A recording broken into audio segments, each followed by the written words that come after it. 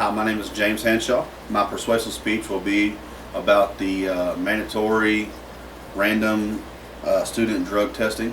I'm going to go ahead and cite my sources first because, like I said, I have an issue getting it worked into the speech where it would sound halfway decent. So, my first source is University of Michigan 2013 Monitoring the Future Study, Institute of Education Sciences.gov or IES.gov, crimesolutions.gov, cleveland.com, and NORML.org.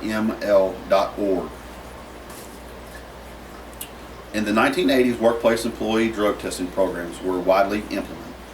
Then, on June 26, 1995, the Supreme Court ruled in favor of a Washington School District law mandating drug tests for all student athletes regardless of reasonable suspicion. Do you think drug testing students overrides their constitutional right to privacy? I personally do not believe it does. As a mathematics education major, I will become a teacher in a couple of years. And as a teacher, my goal is to teach kids not only about math, but also life lessons, keep my students safe. One way to help keep my students safe, we could start mandatory random student drug testing, or MRSDT for short. This program has two primary goals. The first goal deters students from substance abuse. The second goal identifies students with the problems and refer them to the appropriate counseling or treatment services. During the 2004-2005 school year, 14% of public schools participated in this program. The theory of this program is to reduce student substance use in three ways: by deterring substance abuse, by detecting substance abuse, and having spillover effects on the other students in school as they observe and influenced by the behavior of their peers. Not only does this affect our high school students, but it is also getting worse in the middle schools as well.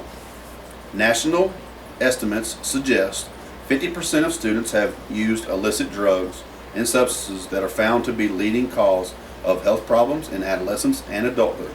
Therefore, it remains important for students to explore all approaches and to reduce adolescent substance abuse.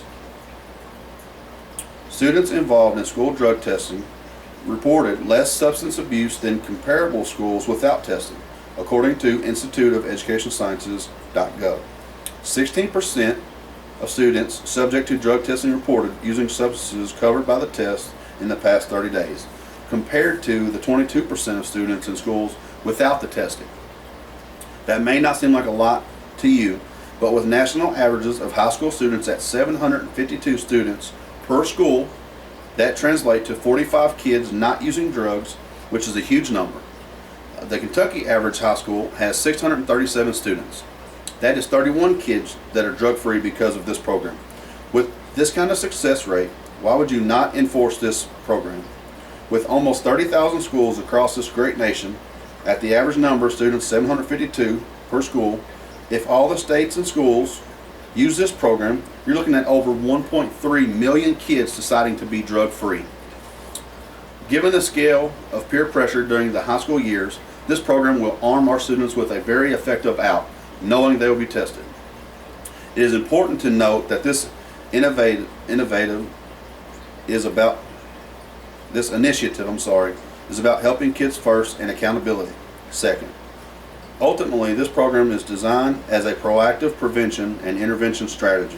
By identifying students at risk, we can work with their parents and health professionals to get them help they need and redirect their path.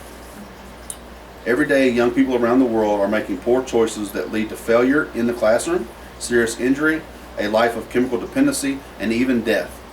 In Cuyahoga County, Ohio, heroin addiction took more lives last year than homicides or car accidents. But it is not just opiates. They are experimenting with everything from cocaine, ecstasy, marijuana, and methamphetamines to prescription drugs. With this program, it would help cut down on the use of these drugs. The only drawback to the program is that it does cost money. The cost for this program is covered by 2- and 4-year grants that range from $36,000 to $310,000, with the average grant totaling $159,000. Over the period of these grants, schools would receive between $18 and $120 funding per enrolled student.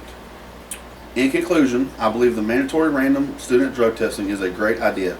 It would help reduce the number of kids using drugs. It could help the kids who are using to get help.